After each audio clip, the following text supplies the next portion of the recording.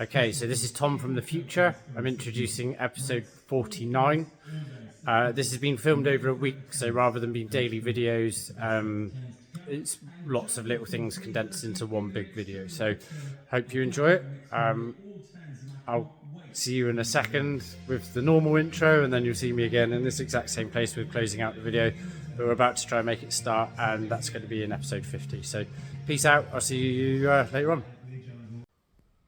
Good morning and welcome back to the channel. Sorry for the little hiatus over the last couple of weeks, but you know, family first. Today is going to be episode 49 and whatever part that is in the series. Probably going to be today, which is Monday, and work on Wednesday. I have filmed and got a video ready for some work I've done on the daily, but I've decided to save that until we've hit episode 50 because I really want this thing to be driving in episode 50. So just going to run through the to-do list. Signed off quite a lot of that. I know that was the last thing that we looked at, but just so that I can get my head in it, I'll show you what we're going to be starting today. We're going to be doing a little bit of prep for the welding. So I'll just flip the camera. So if you remember, we need to make a slightly bigger plate to mount the shifter. All of these is all good. Clutch line's all good. We're going to clean and paint the gearbox and diff today. Hopefully while the welding's taking place. If we get to it, then we'll move on to get the flywheel, the bush and all of that stuff in. I'm going to do a couple of little cuts this morning just to make the weld a little bit better and make it easier to get to the nut that we're trying to weld in as well. So I'll just jump into the cab and show you what I'm about to do on that. So back in the driver's footwell, we've got a nut under here that we want to weld. So what I'm actually going to do is cut this around. Okay, so we've ticked off a few things from the to-do list today. Had that new plate made, that's just been painted. We've cleaned and painted the gearbox and the diff. I now want to get out this. Okay, the perfect tool for that would be some sort of slide hammer with a bit which goes in there which expands.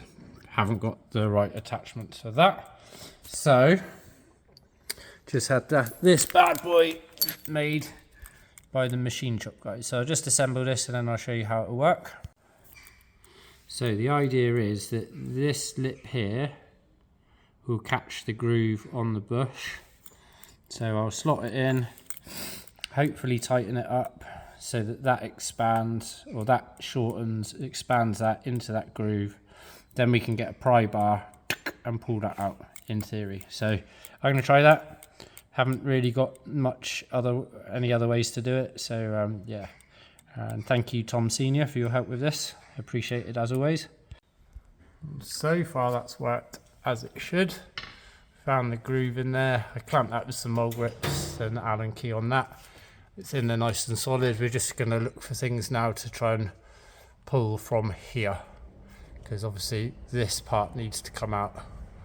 So once we've worked that out and done it, I'll show you how we did it.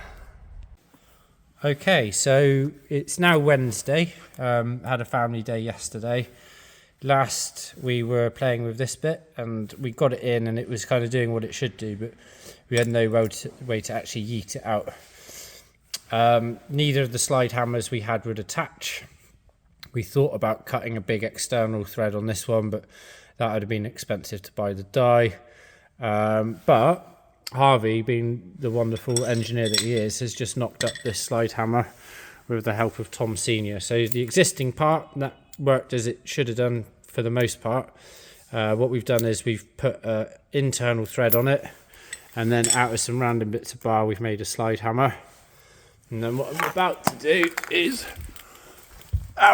squirt loads of butane in here to try and shrink down this inner collar thing so that we can then pull it out a bit easier. So that's what we're going to do. Wish us luck. I'll let you know how it works in a minute. I think that's what you call great success. So this was the bit which we've just yeeted out. It's nice and cold. Only used 1 can of gas in the end. And now we have that out. So what we can now do is put in the new bush to go in there. And I might go and see, well no, we'll probably just gas it with the other one, and then we can actually start doing the flywheel.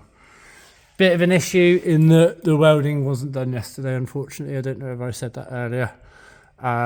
So it might be that we make a panel just to cover that up for now, because I don't know whether we're going to have time to get that welded this week or not. So that's a bit of a shame, but it's not the end of the world. I asked a very busy guy for help with that, and he's a very busy guy. So yeah, but that's a result.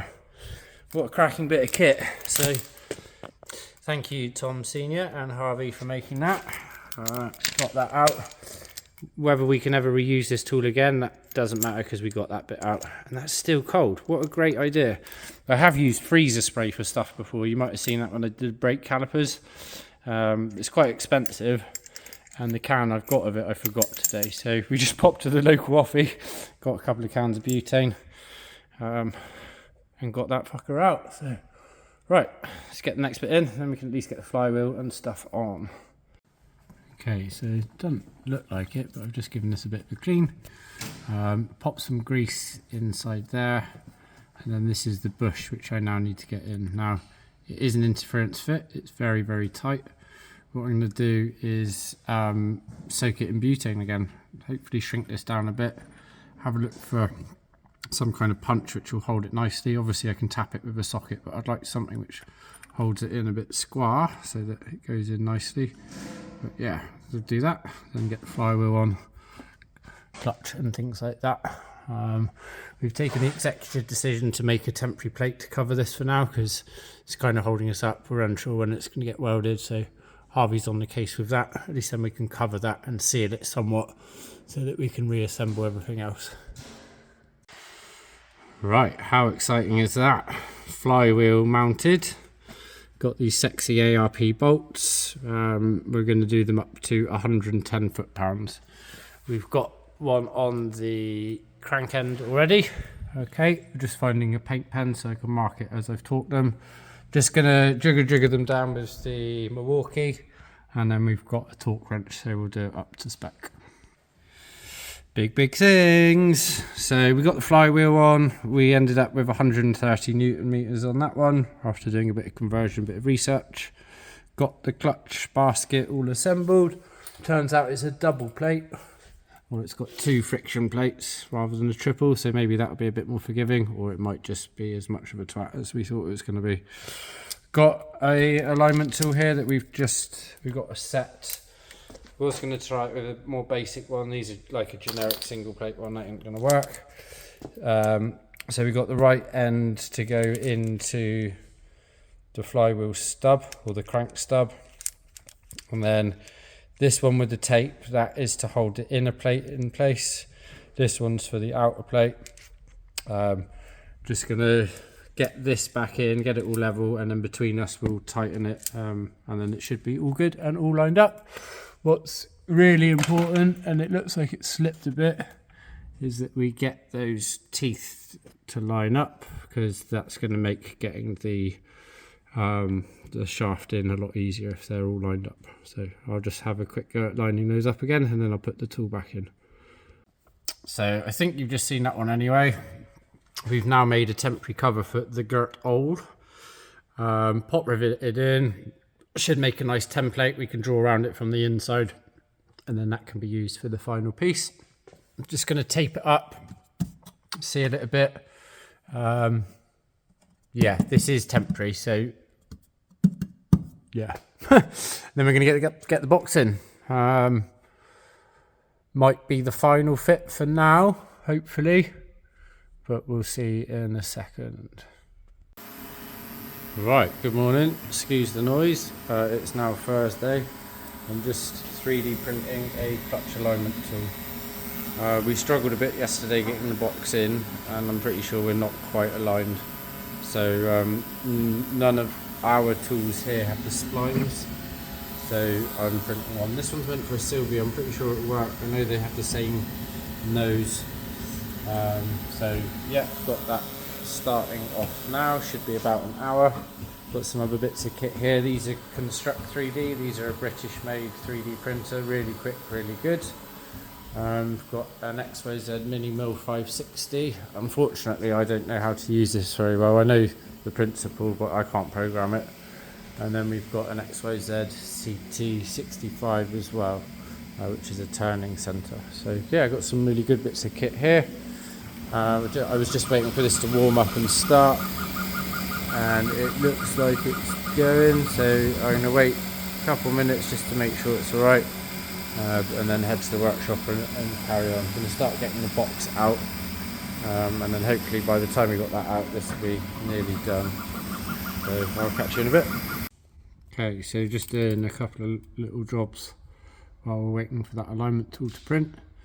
Taking the clutch out because obviously it wasn't quite aligned properly, and I was worried I'd put too much grease in there because all the video I watched a load of videos last night and no one put grease in, but I don't think I'd put too much in.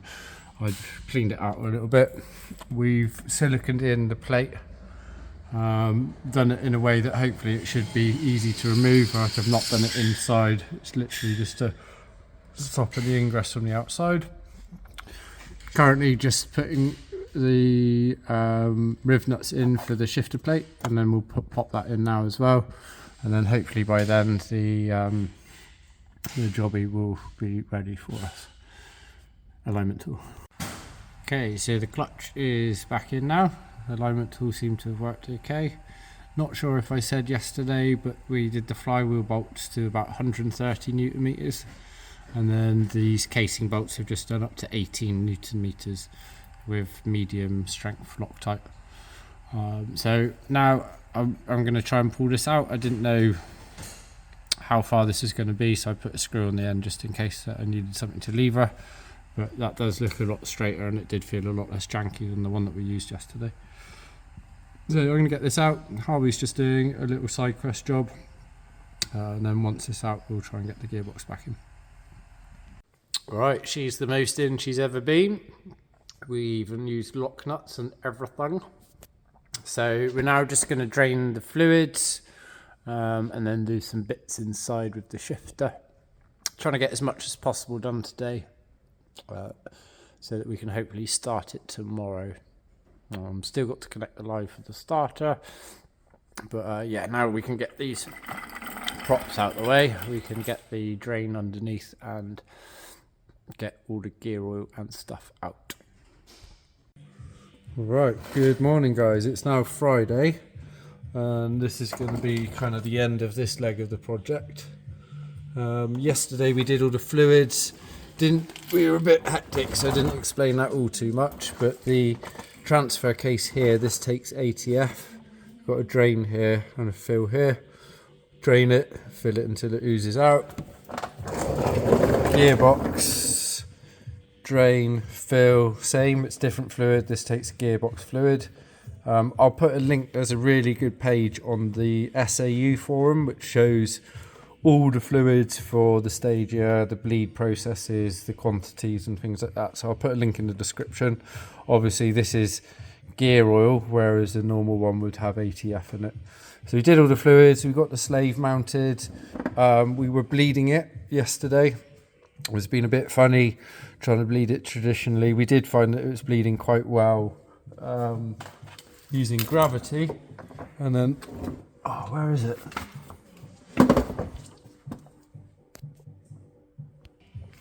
Right, sorry. So we're going to try a new trick. Harvey did a bit of research last night and found that found a video of someone using one of these. So rather than trying to pump the pedal and bleed it like we would brakes, because that didn't seem to work, gravity method did. So we're going to start off with that and then use this hopefully to kind of suck it through. We have got some pressure bleeders, but none with the right caps, and they're all sort of pushing it from the other end. I've had lots of problems doing that before, so yeah, we're going to try it like this, and hopefully that goes well. Okay, clutch now bled, bit of a mission, but we did it a combination of using the squirty thing, bottle, gravity bleeding pedal, but it's all looking good now. Harv, can you just do the pedal for the camera? And now we have a slave. So we're going to leave it like that. If we need to try and bleed that again later, we will. But for the most part, that's all right. Tunes on 6 Music this morning. Oh, Cool. Right, back on track. I'll just jump up and show you what we've done with the shifter gator and stuff. But yeah, we're getting very close. I think the next major thing we're going to need to do is attach the Attesa line. We need to bend some pipe work to make that work, but that's all within our reach, so that's good. Pull up! Sorry, love this tune. Right, I'll carry on. See you in a bit. Right, I've got the Attesa line back in. I put like a 90-degree bend up there and then bent the bracket, and that's pretty good. I'll look to fill that a little bit with some more cushioning, a bit more rubber, but I'm happy with that. We got clearance of the prop, that's the main thing. Just putting the prop in, and then we're going to bleed the Attesa system. We've got a bleed nipple up here, and there's a connector in the footwell to unplug to prime the pump. So I'll show you how to do that in a minute. It's a bit of a process. Again, that's on the link which I'm going to share to the SAL forum.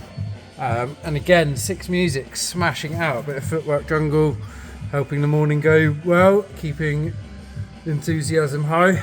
So yeah, just getting the prop bolts in, and then we'll start doing the priming for the Attesa system. Okay, so slight hurdle. We wanted to get the exhaust on because we want to bleed it, and after we've bled it then we can start it up, but we can't start it up until the exhaust's on. Just gone to fit it, and we are contacting with the brace. Obviously this was built with a different exhaust, or the brace is made with a different exhaust. The exhaust was made with a different brace. So we're just going to stop, go for lunch, then come back and cut a lot of this to try and get some clearance, because at the moment we just can't get that high enough. Obviously going to plan to get a new one of these anyway, but not today, and I really want to start it. I really want to see the wheels moving, so going to keep going after lunch and just see where we get to. Okay, after a lot of grinding, well, cutting, grinding and hitting, we're now clearing there. Only by a couple mil, but a mil is worth a mile in this situation, as young Turbo Yoda would say. So now we're just doing the V-bands and propping it up to get as much clearance as we possibly can. Okay, so we're on to the Attesa bleeding at last. I know I said that a while ago, or it's been hours since I said it. In your time it's probably only 5 minutes, but anyway. This is the reservoir for the Attesa pump. This is the thing which just actuates the slave on the back of the gearbox to send drive to the front. So what we need to do is brim this, and then under there, let's have a look. We've got a wire to unplug. Harvard, you unplugged it already? No, connected. Where to? Above that white AWD thing. 2 little things plugged in there. Ah, got it. Yeah. This is for priming the Attesa. So what we need to do is unplug this, turn the ignition on. That will start the Attesa pump. And then what we'll do is crack the bleed nipple on the back of that slave. I'll show you when we're there. We've got a bleed catch bottle all ready for that. And then we do that until we've got it all through. Again, this is in the instructions, which I'll share in the description. Just going to get that done, and I'll report back in a bit. I'll show you down underneath as it's bleeding. Okay, so reservoir is now brimmed. I'm now going to turn the ignition on and come back, and hopefully I'll be able to hear the pump.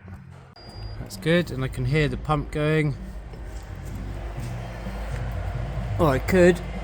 That's a fan. Something's not happy up there. That's why that's come on. So I'm now going to top that up again, and then go and open up the bleed nipple. Right, that worked pretty well.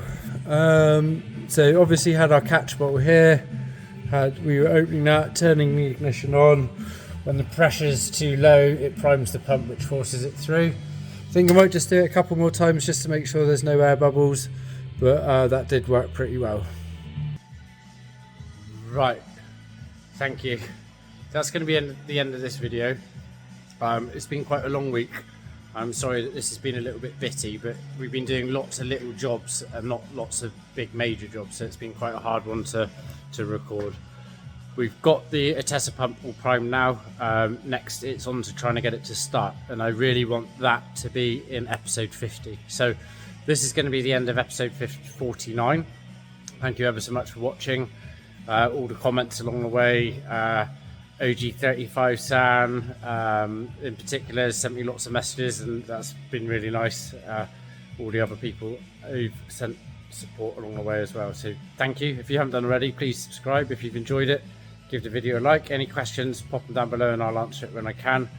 The next video, which will probably be out next week now, will be with the car starting and hopefully drive coming through the wheels as well. So I'll see you soon. Take care.